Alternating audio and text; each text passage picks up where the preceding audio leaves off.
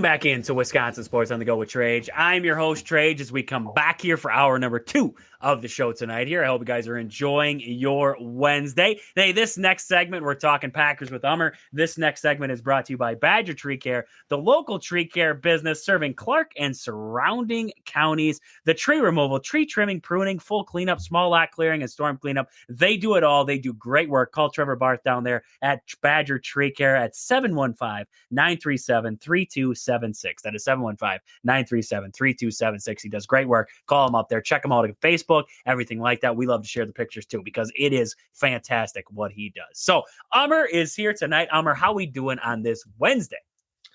Man, I'm telling you, it's been a crazy week. I'm looking forward to going to Pittsburgh this weekend for the game. Still think I'm recovering from the ups and downs and heart attacks I was given on Sunday.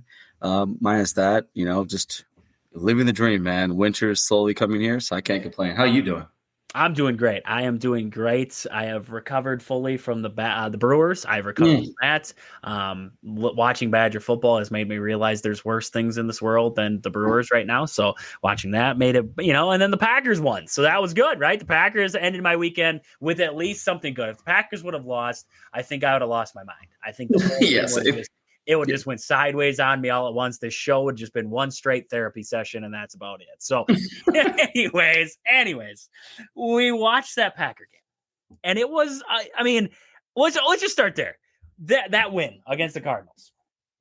I think it spoke a lot to me to saying that this team won a gut wrench. Like, this was a gut check. This was a gut check win.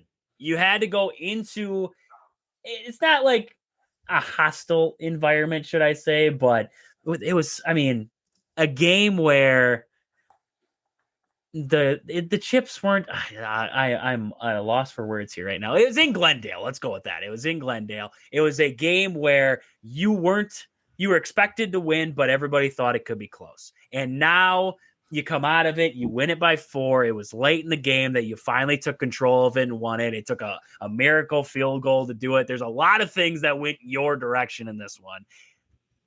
After this game, are we feeling good about this team? Where are you at when you think about the Green Bay Packers right now? Are you feeling good about, was it a win that made you feel good? Or was it a gut check win? Like, what were your thoughts on this win? I felt like this was a win's a win. I remember going into this game just saying, I don't care what happens as long as they win. That's all I'm happy. And I know we have been winning pretty, but we're still winning. So a part of me is like, you shouldn't take that for granted. I know sometimes that Bengals win was where we were like, oh, it was so underwhelming. We should have done so much better. But you know what? At the end of the day, look what they just did to the Steelers. And clearly the Bengals team with a competent quarterback is a lot more dangerous than, what they were without Joe Flacco, right? So a part of me looks at the way this game started out with there being a 6-hour delay for them to even get into Arizona. They didn't get until, I think they got in 8 or 9 o'clock, which really is I want to say midnight for them and Wisconsin. So all that was messed up. They didn't know if Jacobs was going to play. Jacobs gets cleared, but they want to limit him. He was beefing with the coaches because he's like, when I had the last time I had something like this, I had the career game against Seattle for 300 yards, and he went off on them. So with the strained calf and the illness, and then on top of that, when it just came to the way the offense was, you could just felt as a little herky jerky defensively. We were getting gashed, but then it was weird. We were making plays, but then also getting gashed. And all in all, like you're saying, gut check win. Part of me was like, you know what? They figured out a way to win this game against a team who, even though the Cardinals are 2-5, they have all 5 losses have been in succession, and they've all been in total combined points of 14? Yeah. Something crazy. Yep. So they've lost all close games, and they basically came back against the 6-1 Colts and almost beat them at home. And I'm sorry, it beat them in Indianapolis. So for me, I just take this game as you know what, a win's a win, and it's a good way to go into this week with everything that's going to be coming with this week. As much as you want to make it a regular week, we all know that it means a lot more to the fans, probably to the quarterback on the other team, and all in all, it was a good way to go in. And I don't know, I'm not unhappy, but I was definitely unhappy during the game. But I'm like, all right, I'm good now, and we got to win, so I'm going to shut up. A win's a win. And like we were just talking there, it's that gut check win to show the fight that they had in that game. I guess is the big thing. To go against the adversity because 10 penalties for 94 yards, not great. That was not a great effort. Once again, they had everything that could possibly go in the opposite direction. Seemed to be going the opposite direction at times. I thought Matt LaFleur had two moments in this game where I was like, okay, maybe you're starting to learn from your past. Mm-hmm. And the first half with 7 seconds, he just said, go get it. And he had a deep ball shot to Romeo Doubs across the middle, put her down, called the timeout, brought his field goal kicker out, which I was still like, oh no, like don't get blocked, don't have this great return. And they get taken back. Like I'm just like everything could go wrong here, and then he nailed it, and it was awesome. 61-yarder, that was awesome. That was career awesome, especially as a backup, like not even the main guy. That was awesome to see. So you had that, and then at the end of the game, Matt LaFleur, 4th and 2. I was so ready for the field goal. I was so ready for the field goal. I was pissed. I was pissed when I saw it. Yeah.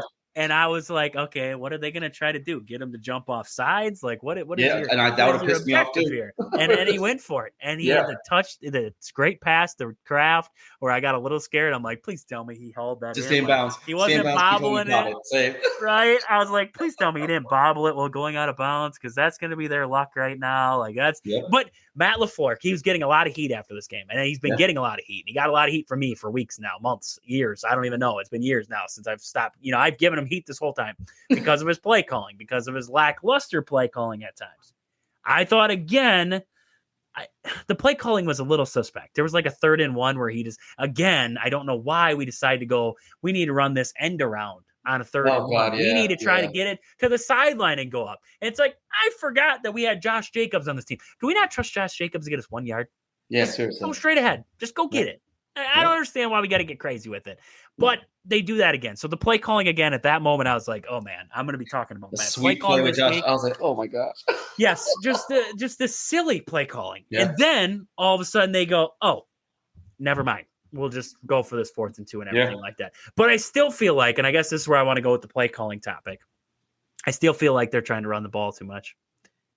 And if they're going to try to run the ball, then they need to just run the ball. I feel like with the weapons that they have, Josh Jacobs, I love Josh Jacobs. He's a great running back. You got to utilize him a little bit. But 70-30 is where I'm at.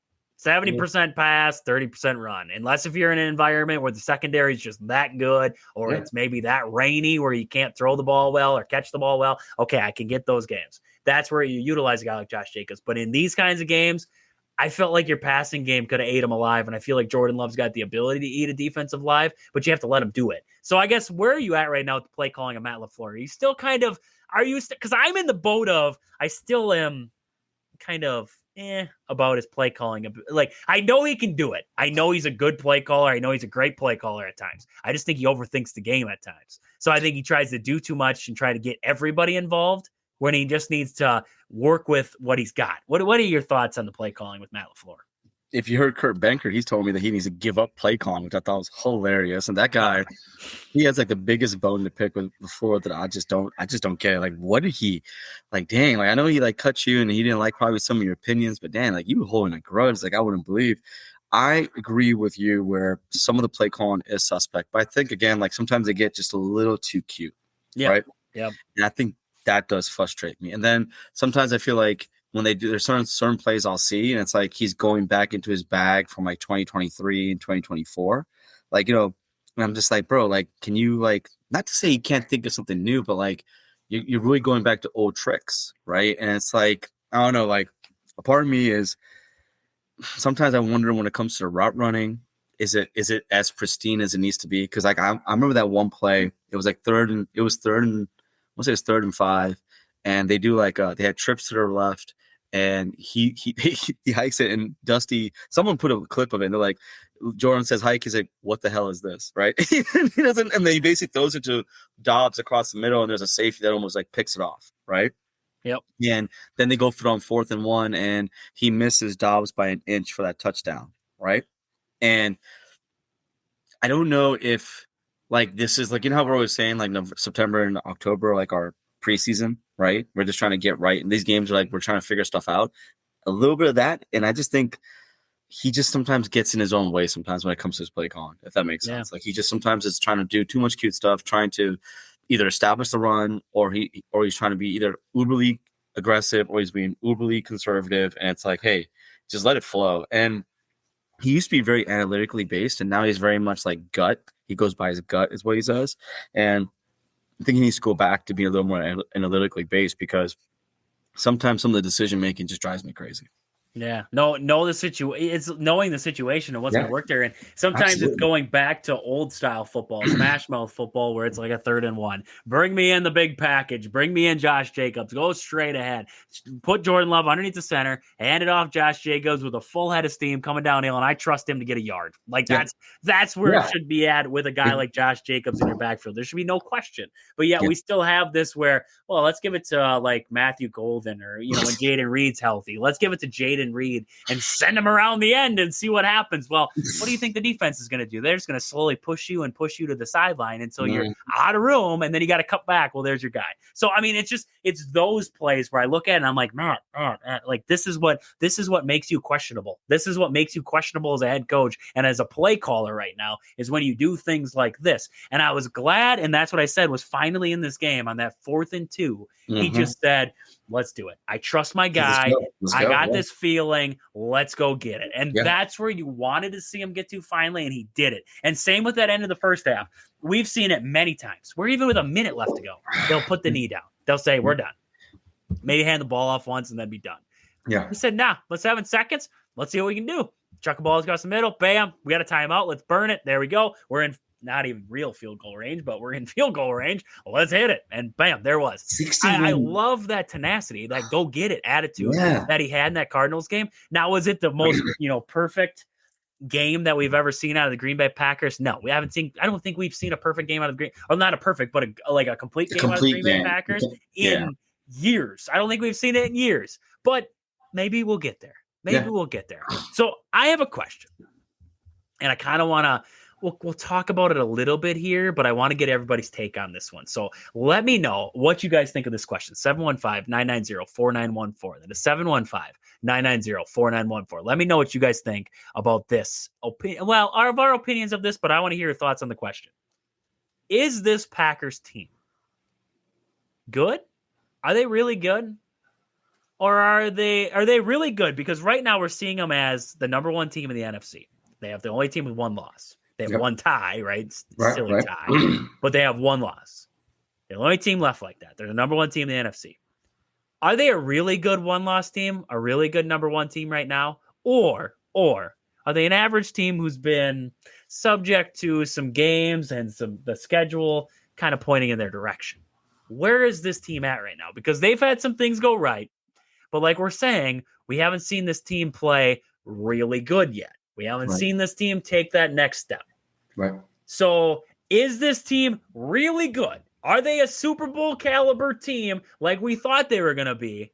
Or are they just an average team that's playing above average at the very moment? What do you guys think? We'd love to hear your guys' thoughts on that one. What are your thoughts on this Packers team? Are they really good? Are we being too hard on the Packers? And maybe they're going to get that to that threshold? Where are your thoughts on this team? We'd love to hear them. We're going to come back from the break. We're going to answer that question for you guys. Is this team actually good? And it just hasn't gotten it going yet? Or put it all together? Or are they just an average team playing some bad competition right now? Let me know your answer to that question. 715-990-4914. That is 715-990-4914. We're going to answer it when we come back from the break. We'll be back here on Wisconsin Sports on the Go with Trage. I'm your host, Trage, as we come back here on this Wednesday. And hey, this next segment, we're going to continue that Packer talk, that question that I had for you guys. We're going to answer that, and we're going to get to a little bit of NFL. This next segment is brought to you by Marshfield Motor Speedway, the half-mile paved track just 3 miles west of Marshfield on County Road H. Find upcoming events and races at marshfieldspeedway.com. That is marshfieldmotorspeedway.com there. So, Amr, we went to the break. I asked a question, and I wanted to hear your guys' opinion on this one. Hit me up, 715-990-4914. That is 715-990-4914. Is this team, this Packers team, actually good, and they just haven't gotten it going yet, or they just haven't put it all together? Or are they just an average team playing some bad competition right now? This is a question I can't. I might have seen Bill Michaels might have asked the question, and I saw it and I was like, I kind of want to answer that question here on the show tonight because it was a good question. It's a very good question because right now when you look at this Packers team, you could say the secondaries, they got their issues. Yeah. You could say the offense, they haven't fully reached their potential yet. You could say the defense as a whole has had its problems. So you could say this whole team as a whole right now has had its problems. So what do you think, Gomer? Is this a good team that just hasn't reached its full potential yet? Or is this just an average team, some good players? Maybe they're just average. Like, where are you at right now with this team? Because I mean, we're what, 5-6 games in. You don't really know. The book is still unwritten on what the rest of the season is going to entail for the Green Bay Packers. So, what are your thoughts right now on the Packers? Are they a really good team? Just haven't reached that potential? Or are they an average team this is about what we're going to get? I think they're a good enough team to win the Super Bowl. I just think that when I look at the way they're having a lot of inconsistencies on offense, on defense, on special teams, it reminds me a lot of the Philadelphia Eagles last year.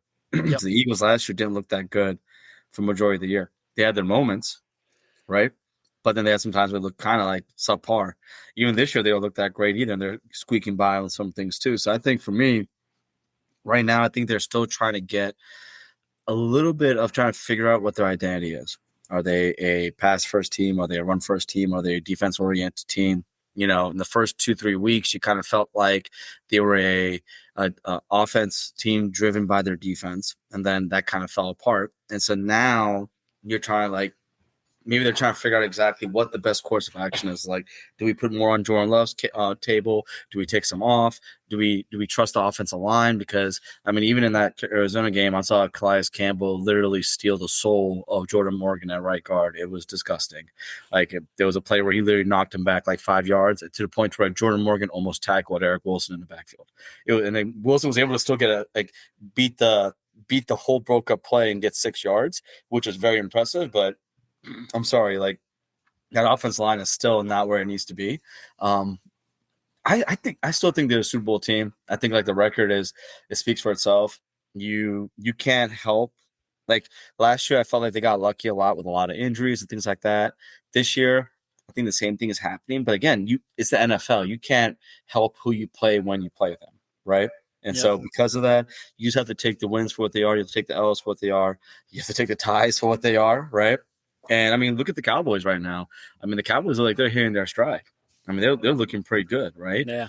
And, I just feel like we're kind of where we are right now. We're a little bit stuck in the mud, but we're slowly trying to figure it out.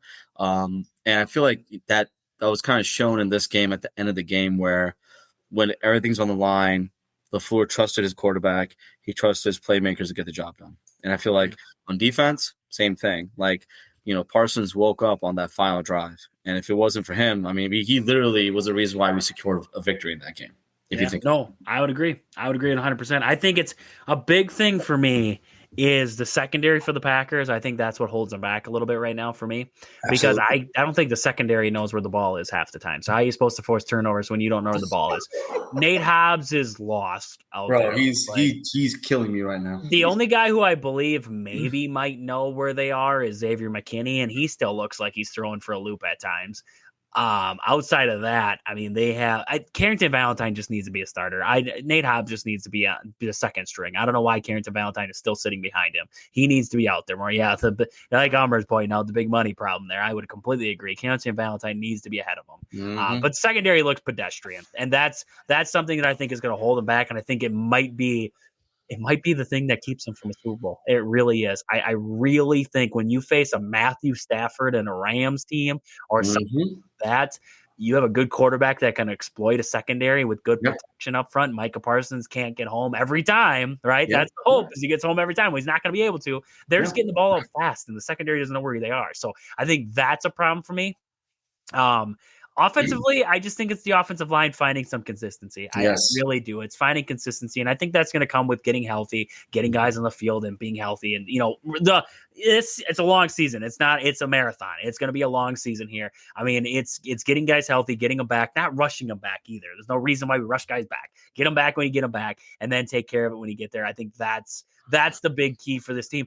I don't think they're great.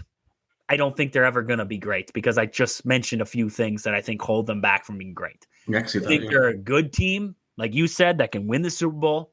I think they need a lot of things to go right, but I think they have a lot of things they got to clean up along the way. And I think Matt LaFleur's got to get out of his own way to do that. And I think that's it's the secondary and Matt LaFleur for me. Mm-hmm. It really is, because Matt LaFleur needs to get out of his own way and just call plays. And, if it is by his gut, call plays that make sense. Look, go common sense offense, right? 3rd and 1. I have Josh Jacobs. What should I do? Well, common sense tells me let him run it straight ahead. Or do Tucker Kraft. Tucker Kraft quarterback sneak.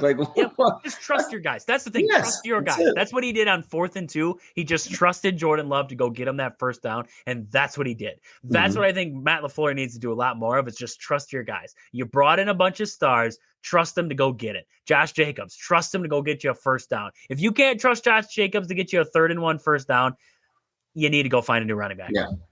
Because if that's the case, then you don't have the right running backs in the room. You don't trust your offensive line then at all. You don't trust any of that, because you should trust your offensive line enough that they can get you a push to get you 1 yard. If you don't trust them enough for that, you need to go get some new guys. And that's a whole nother can of worms you don't even want to open. But that secondary is just the thing that holds me back when I think about this team. It really is, because even a guy like Jacoby Brissett, who I love Jacoby Brissett. I love his resilience. Yeah. He's been in the league for a while. He's battled through adversity. He's been on multiple teams. He's battled his way onto rosters.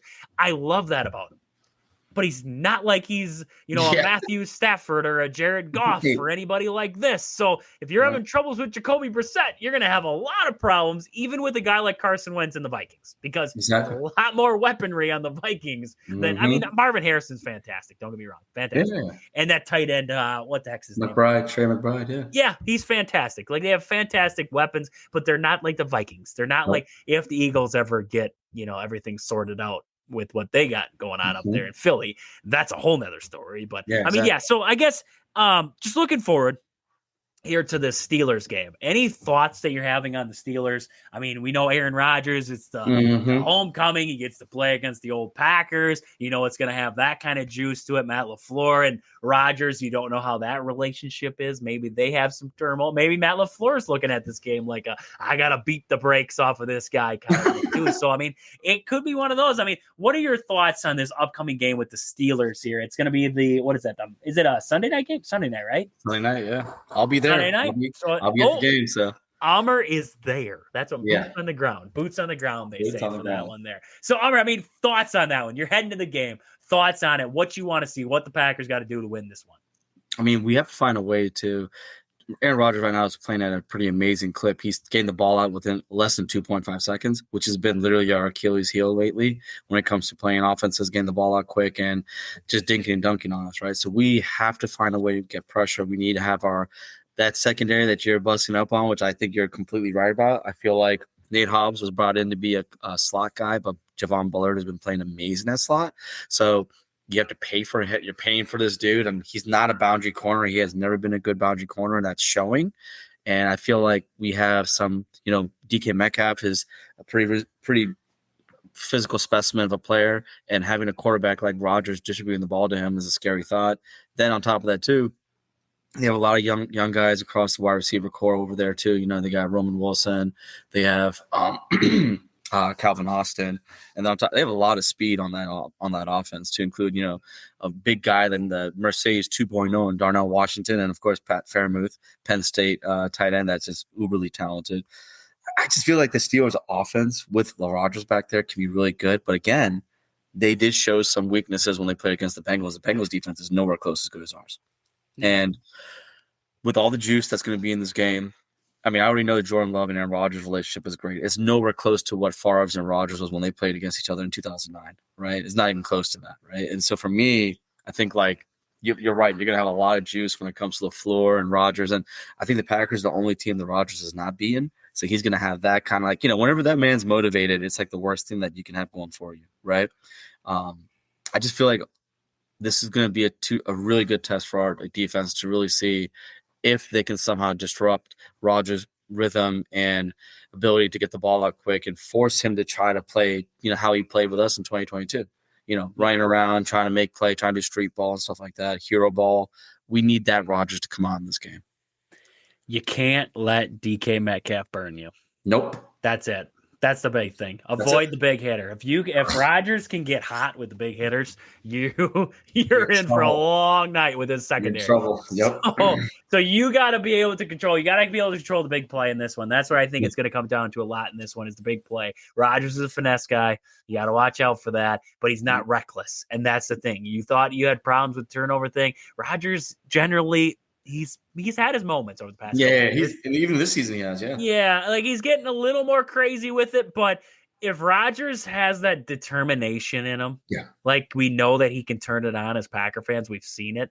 He gets very finesse and very careful and cautious and doesn't force things. So you gotta be mindful of that. It's gonna be hard to force turnovers, but if you can get some pressure on him, make him make some mistakes, it is possible. The secondary has got to play good though. They have to play good in this game. So I guess there you go. There's our thoughts on the Steelers game coming up. But let's roll into. We got a quick little thing to do here. We want to roll our power rankings because Kyle usually does the power rankings, but we got NBA starting now. So Kyle's like, he's got a million other things to worry about. We don't want to bother him with the NFL right now. So let's do some power rankings here, Elmer.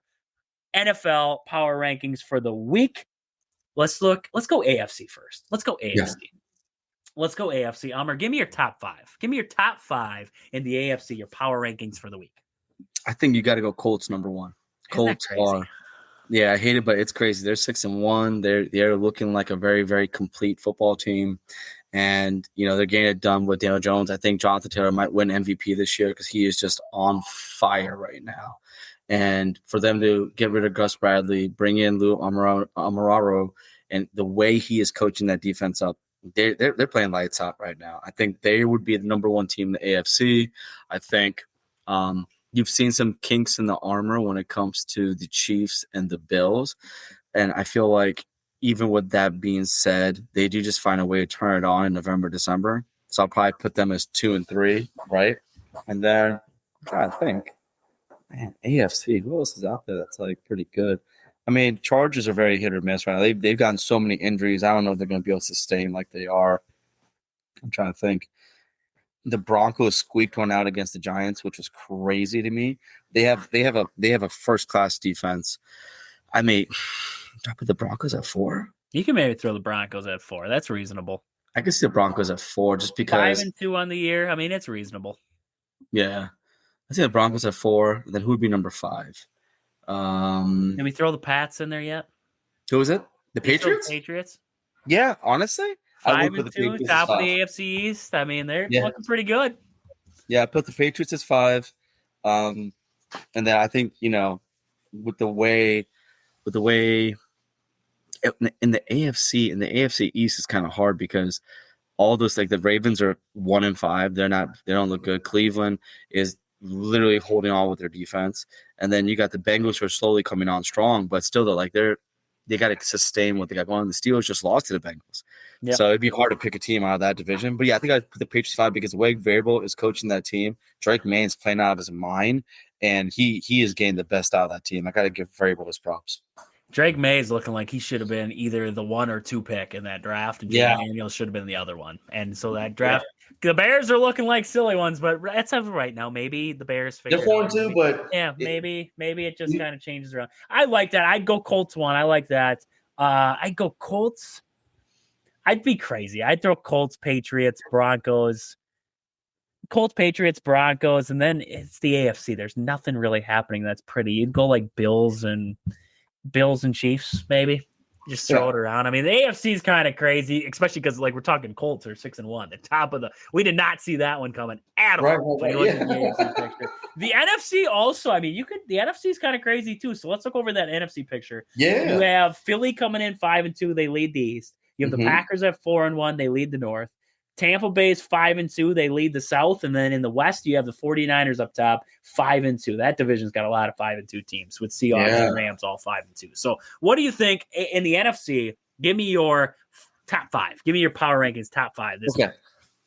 I know it's a homer take, and I know that it's definitely homer. It's based on a record that really probably isn't completely accurate because it's a tie. The Packers are 1 just because they are number 1 in the NFC right now. It's just the way it is. I don't make the rules, but it is what it is. Yep. The best record, that's what they are. And then I probably would then put, I hate to say it, but more than likely I'd probably have to put the Niners as 2, and I hate that. I just think so. I'll put it this way: power ranking wise, based on record, maybe the Niners, but all these teams that are leading these divisions right now, the Buccaneers are completely banged up. They lost Mike Evans now for most of the year, so they're going to be really dependent on some rookie guys, right? Then you got the 49ers who are trying to figure out between Matt Jones and Brock Purdy. Their defense is completely decimated. They lost their top 2 stars, so they're just squeaking by, right? And then in our division, you got and then of course you can't forget the Eagles would be number 3 to me because they are the defending Super Bowl champs. They're 5-2, their leading division, and they've had some blips on the radar, but for the most part, they're still playing pretty good football. If Jalen Carter A can stay healthy and B just stay out of trouble, they have a good shot there, right? Yep. And I think it's a toss-up between the Seahawks and the Rams because the Rams are still finding ways to get it done even when they don't have their marquee players there. And then the Seahawks look like a team possessed last night. And, I'm kind of waiting for the other shoe to drop for Darnold because Darnold's playing lights out right now. But we all seen Darnold. He always crumbles under pressure. It doesn't matter, how good his team is. He showed that last year, right? And so I'm really interested to see when the Seattle Seahawks do play the Rams because I want to see how they perform against them. Yeah, no, I like that. I'd go with the same thing. I'd go Packers. I'd probably go Packers, Lions, 49ers. I'd say Rams, and then Eagles are my last one because they are falling apart at the seams and everything just seems to be crumbling at their feet. So I like that one there. So, Amr, I got to run here. Okay. Let the people know where to find you out there across social media. All right, you can find me at AMAR3455. You can find us at Coast to Coast Packers on all social media platforms. We're hoping to actually have a guest this week. So we're trying, let me lock that in, and then I think I'll tell Trig to share that hopefully tomorrow. And yeah, we're just trying to get back on track with that. But yeah, man, it's always been a pleasure and an honor doing the show with you. Oh, it's a blast every single week. Make sure you guys are checking them out there across Twitter and everything like that. Coast to Coast Packers. Make sure you check it out here for more Packer content later this week. So we'll be back here after the quick commercial break. We're going to talk Bucks with Kyle on the backside of the ad break. We'll be right back. Trade as we come back here on this Wednesday. And hey, this next segment, Kyle's stopping by. We have the Mellow Yellow Minute coming up here, the trivia hour. We got that coming up. We have some Bucks talk to get to. This next segment is brought to you by B&H Concrete Lifting. Tired of tripping over some sunken driveways, patios, and sidewalks? We're getting close to winter right now. The snow shoveling season is right around the corner. You don't want to be shoveling snow and take a snow. You got that snow pusher. You don't want to have that up against your gut. You're on your phone, maybe checking out the score of one of your NBA teams or anything like that. And all of a sudden you hit that lip and boom, gut check, right? You don't want that. You don't want to feel that pain. You don't want to keel over in the driveway. You don't want that. It's just a mess that you can avoid by calling our friends at B&H Concrete Lifting. Get them over there before winter is here, before they're kind of in that off season right now where they can't do anything for you. Call them up for the price of new concrete. Give them a try first. And if you give them a call, 715-897-6790 today, you get a complimentary estimate. What could be better? What could be better? You just get a complimentary estimate for just giving them a call and letting them just come out and check out your place. That's what you got to do. Trust our friends down there at B&H Concrete Lifting. So Kyle is here tonight. Kyle, the World Series. We got the matchup now. Blue Jays, Dodgers. Not exactly what we were hoping for, but we got that. So, we got that going on. NBA's back. NFL's in full swing. Kyle, how we doing? It's Wednesday. We're excited that you're back here. How we doing? Yeah, I'm good. Look, MLB is coming to an end. That just means the hot stove will pick up, which as a Red Sox fan, I'm excited for that this offseason. NFL's underway. NBA's back. I'm excited. How excited are you that it's like a $605 million World Series? How excited are you for that? Because it's just crazy, isn't it? Just crazy. Yeah. Let me ask you one thing, because I alluded to it earlier on in the show talking about the Brewers and the way it wrapped up. But let me ask you one thing. The Dave Roberts comment of saying, I don't know, Grant Bills, a Wisconsin sports guy, He said he sounded like John Cena trying to pump up the crowd. But he's like, oh, they're so mad at us for ruining baseball. Let's ruin it with 4 more here. And it's like, Dave, that's not helping. You're actually, you don't even understand what Dave Roberts. The thing that irritates me the most with Dave Roberts, and I want to hear your thoughts on his comments there, because it's not like it's a big deal, but it kind of irritates. My biggest problem with Dave Roberts is Dave Roberts doesn't actually have to manage the game of baseball. Like, he just throws out a roster with his leading guy deferring all of his money towards the end of his contract. He just throws out this mega roster with a pitching staff that includes 4 aces that the Brewers just had to face in a row, which sucked. I know he talked about that earlier, so I don't get into all that. But Dave Roberts irritates me the most because he's the one manager who doesn't have to do anything and just win baseball games. Most of his guys can chill in Arizona and then come back in the postseason and just play the game. And it's like, oh, well, where did Tyler Glasnow come from? I forgot that he was pitching for the Dodgers. It irritates me, I guess. So, Kyle, I mean, just kind of your thoughts on not Glasnow, but Dave Roberts, the comments, just this baseball in general, the way that it seems to be trending right now is you got to be able to spend the big bucks to get there. Yeah. I mean, I guess in terms of the Dodgers, it's like nobody outside of LA likes your team because of kind of the advantages that it's seen that you're taking of the salary cap. Well, not salary cap, but of like the economics of baseball. So if he's going to lean into it and kind of play up to it, I actually don't have a problem with that. Because my thing is, if you're an athlete, a coach, or whatever, and you know the perception of your team, if you try to come out and act like, oh, why do you hate us? We're not bad. You know why. Nobody likes the way that you're operating. They don't like the whole deferred money stuff. They don't like the fact that we're back in like the Steinbrenner Yankees era where you can like buy World Series rosters. And I mean, look, you still have to go out there and win. Because the Yankees have been doing it for a while, and it's been a while since they've won one. So at least the Dodgers are doing whatever the Yankees can't. So I don't have a problem with it. It's just if he gets confronted with kind of like the villain role, he can't then try to walk it back. Like, this is the road you're going down. Embrace the villain role. Yeah. No, it irritates me because why can you defer money to a back of a contract like that? Why is that even a possibility? Because now you have Shohei Ohtani is making $2 million a year. So now you're able to go sign everybody else in the world. You got all these big markets with the TV and everything like that because you got the Japanese markets and everything like that. It leads to the Dodgers making more money, which I understand. It's an economic thing. They do it great. Like, they're making money. That's what matters to them, everything like that. And the Brewers, do they have more money they could spend? Yeah, probably. Yes. I won't say that they don't. I don't say that there's a lot of teams that don't have, but the Brewers aren't going to be. If you don't have a cap, the Brewers still will not be able to spend the money that the Dodgers spend.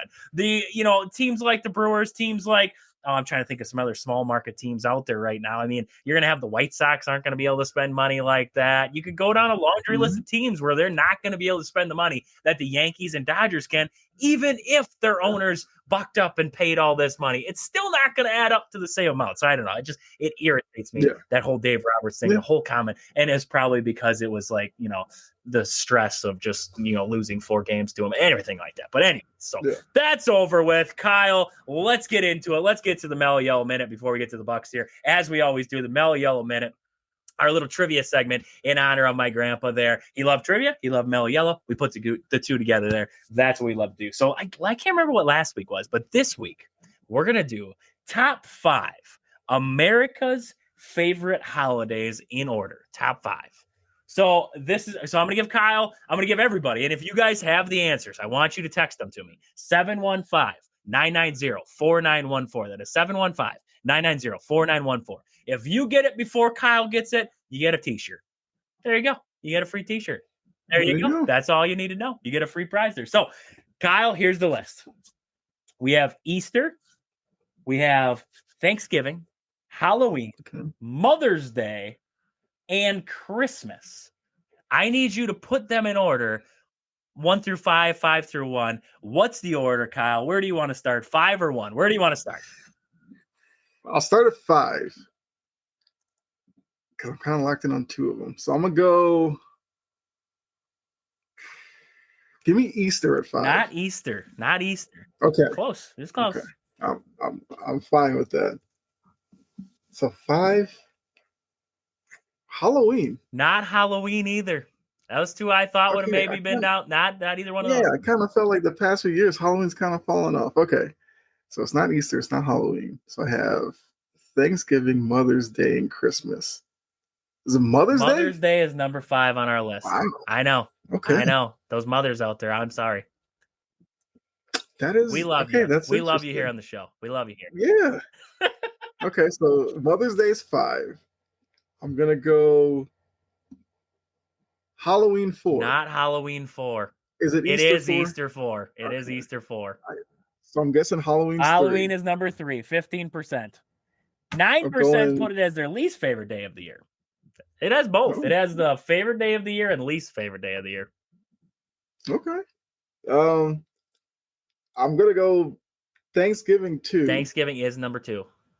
And Christmas 1. 5% of people say that Christmas is their least favorite day of the year.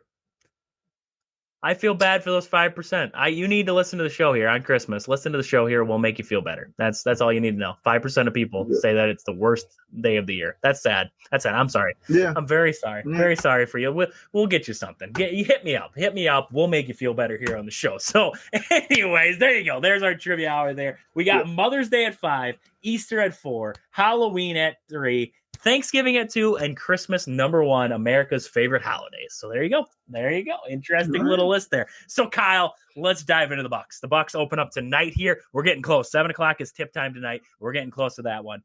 Kyle, Bucks, I want to hear your thoughts on Giannis's brothers, because it seems like, I don't know what other brothers he has, but it seems like we're going to have all of them at some point here. We're going to have a starting 5 of the Giannis brothers at some point here in Milwaukee. So I just want to hear kind of your thoughts on why, if it's needed, should it be needed to keep a star happy at this point? Like, give me your thoughts on the Giannis brothers getting all of them, basically losing guys. They gave this deal to Chris Livingston, and he just got, see you later, dude. Like, we need to add on Alex Antetokounmpo. Like, okay, great. And then Thanasis has been out of the league for a little bit, and now it's like, oh yeah, come back. What are your thoughts on it? So I think first off, I believe there is a 4th brother named Kostas Antetokounmpo. I'm not exactly sure where he is, but I do believe there's a 4th brother. Now, in terms of bringing in the 2 brothers, look, Thanasis has been there before, so that's whatever. It's once again kind of the environment that the NBA is in, that small market cities feel like they have to do stuff like this to keep star players because of the outside pressure for them to move to the bigger markets, because everybody's under the impression that you can't make money, you can't be a superstar unless you play in New York or LA. I think what Giannis and other stars have shown before, Giannis is a superstar in Milwaukee. So now the team at this point has to stay competitive, has to create an environment where Giannis feels welcome and happy, because Giannis at some point could turn around and hold it over them and be like, hey, yeah, Alex is out there. I feel like he should come in. And if the team were to say no, they'd probably be afraid, like, oh, is that what would send him out the door? So I think it's unfortunate that other players lose their spot because of Thanasis and Alex, who are 2 guys that you probably won't see unless it's a blowout. Yep. So it's unfortunate, but it's kind of what Milwaukee needs to do, because that outside noise is just going to get louder and louder. And every it seems like it is. It seems like it's already getting loud as we're speaking right now. So hopefully that starts. Shams, I'm going to hate to say if Shams was right the whole time. I'm going to really hate to say if he was right the whole time. So that's going to be something there. So yeah, I completely agree. In the current landscape that is the NBA, it's what you have to do. It just stinks, like you said, because other guys have to lose their roster spot just to bring those guys in. So yeah, that's the rough world that we live in the NBA nowadays. So Bucks open up tonight. Wizards on the docket here. Let's look into this roster a little bit that we're going to see tonight here for the Bucks. So we expect the starters for this Bucks team to be Kevin Porter, Gary Trent Jr. You're going to see Kyle Kuzma, Giannis, and then Miles Turner.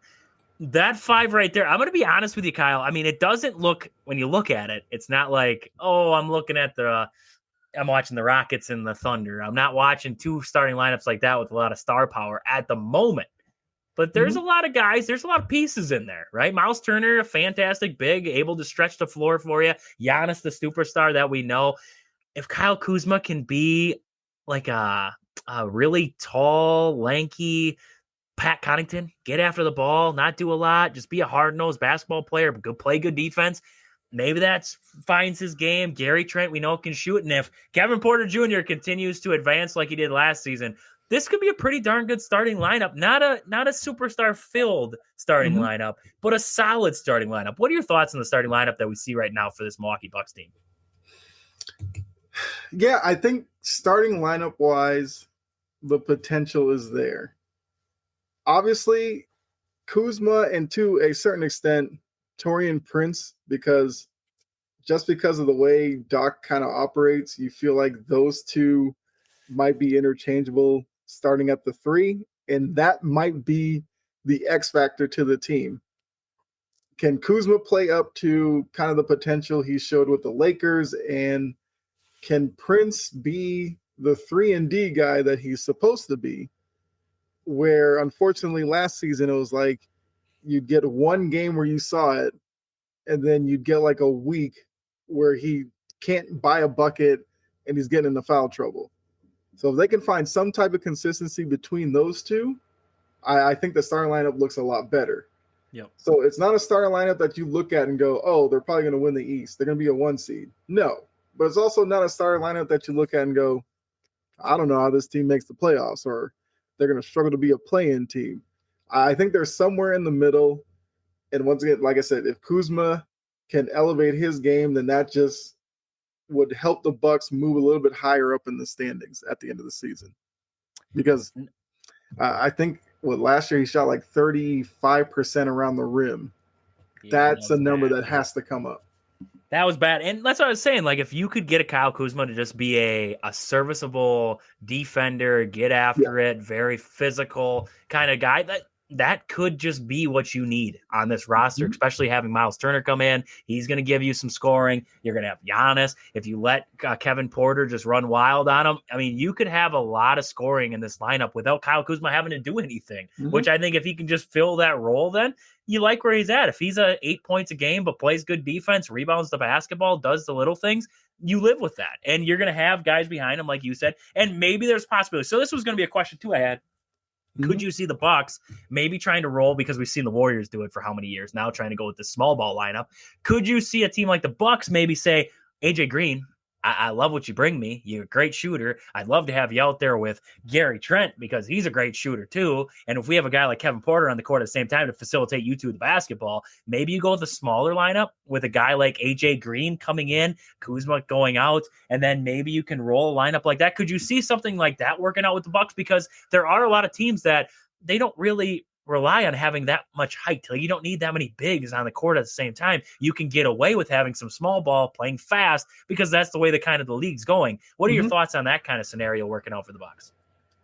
Yeah, I mean, I feel like for Doc, everything needs to be on the table. And certain nights, you don't necessarily have to run small ball, obviously, for 48 minutes or whatever. If just in spurts, just to change it up on teams, if you do that, I don't see why not. Like, it just makes too much sense. Miles Turner obviously is a 5, but even he's like a small ball 5 because he likes to play on the perimeter, which obviously he has to be an upgraded version of Brook Lopez. They're similar in what their role's going to be. He's younger, he's more athletic, so he has to be better. So, yeah, I feel like if they go to the bench, maybe you throw a bench lineup where, like you said, you sub in an AJ Green and you say Giannis play 5 for a few minutes until, Turner or Sims then comes in and you go back to a more traditional lineup. Yeah, I think it makes way too much sense not to do that. Yeah, no, I like it. And, this season, I think it's going to help out Doc a lot, not having the Damian Lillard stuff going on. And then even before that, you have the Chris Middleton stuff going on with the Damian Lillard stuff. Now just having a lineup where it's more serviceable, a lot of depth pieces, not a lot of stars. Not a lot of stars that have deal with. Just basketball, just getting back to the basics. I think that could help Doc Rivers out too, with making decisions in there along the way. So I kind of like that. The depth pieces we're talking about, you have Cole Anthony, you have Ryan Rollins. I think the point guard spot's really deep for the Bucks because I think Ryan Rollins got a ton of potential and he's sitting there in that third spot. And then you look at the shooting guard spot, like we talked about before, you have Gary Trent, then you have AJ Green, and then Gary Harris, who Gary Harris isn't anything shiny. He's not the shiny toy, but he's a serviceable guy, like we're mentioning with a lot of this roster here. And then you have guys like we were talking about Jericho Sims. You got Bobby Portis yet on the bench. I mean, there's a lot of, I don't know if you would say, like, it's not superstar depth, right? But it's good depth. You have a lot of pieces where I don't know if you're going to skip too many beats going to the bench. Is that kind of what you see with this team on paper from what we're seeing right now? Yeah, I mean, it's a lineup that should be able to play multiple ways because look, there's going to be some lineups where, Portis goes in at the 5. He kind of represents a small ball 5 as well. And, you play one way with him. You play one way when Giannis is at the 5. Maybe you play a little bit faster when Giannis is at the 5 and you bring in that smaller lineup with him. If you want to go crazy big, like you could probably run like Turner, Portis. You probably run like Giannis at the 3 some nights and go bigger against certain teams. So I think Doc Rivers, if he embraces it, he has a lineup that could be versatile as long as he uses the guys correctly. Yeah, that guard depth is something that he should tap into, and it's going to be needed. Like they can't just play the same way, one way that we've seen the past couple of years, because we've seen that they've kind of slowly regressed a little bit. It's time to kind of freshen it up and try a new approach. Yeah, gets them back to more physical play. I think that's going to be a big thing, and I think that's what this lineup may get back to is playing more physical, getting after it, trying to play those, because they're not going to be this high-scoring octane offense. They're going to have to win games 110 to 109, 110 to 105, whatever, So it's going to be a little bit – that sounds like a high-scoring game, but it's low in today's NBA, it seems like. So trying to win games like that on some nights is something that the Bucks are definitely going to have to look for. So give me your early thoughts on the NBA season right now. I mean, give me some bold predictions before I have to let you go here. Give me some bold predictions you have for this upcoming NBA season. So one bold prediction, I believe the Atlanta Hawks will win 50 games this year. Ooh. Like, it's not crazy bold because I believe their over-under is like 47.5, but I think they're a 50-win team as long as Jalen Johnson, Porzingis stay healthy. That's obviously a big if. I think Derek White will make his first All-Star team this year. And the Clippers out west might be in trouble when it comes to the playoffs. They're one of the oldest. They might be the oldest team, if not the second oldest team in the league. I just wonder about the 82-game schedule, whether or not they can have all of them be healthy for enough games for them to be a playoff team. If they get in, though, they'll probably be a tough out once they make the playoffs. They're a weird team to kind of forecast, but that's what I think will happen with the Clippers. Oh, I like it. I like the bold takes from Kyle there. I love the bold predictions here. NBA just tipping off here. We saw the first games tip off last night. We got the Bucks coming up here in mere moments as we're getting to the end of the show here. So 7:00 hour, we're going to see the Bucks tipping off against the Wizards. Can't wait to watch opening night here for the Milwaukee Bucks. So Kyle, thank you as always. Let the people know where to find you out there across social media. Yeah, easiest way, YouTube, Facebook, chomping at the bit. You'll see the links to my other social media. So that's the easiest way to find me.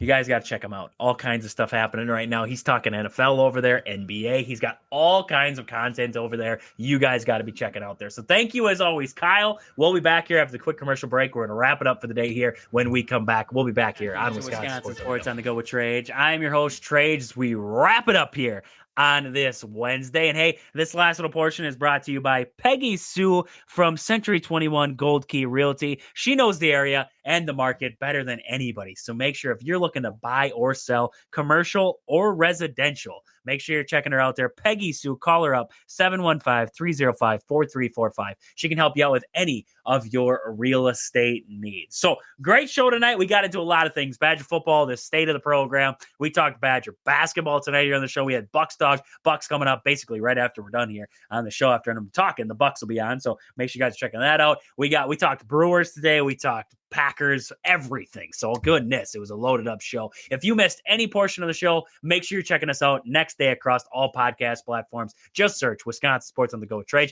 Like, follow, and subscribe across all social media platforms. It helps us grow. It helps us reach more audience, and it helps us ask more questions that we can answer here on the show. So make sure you're checking us out. But until I talk to you guys again next Wednesday, I hope you guys enjoy the rest of your Wednesday and week. But until next Wednesday, see ya.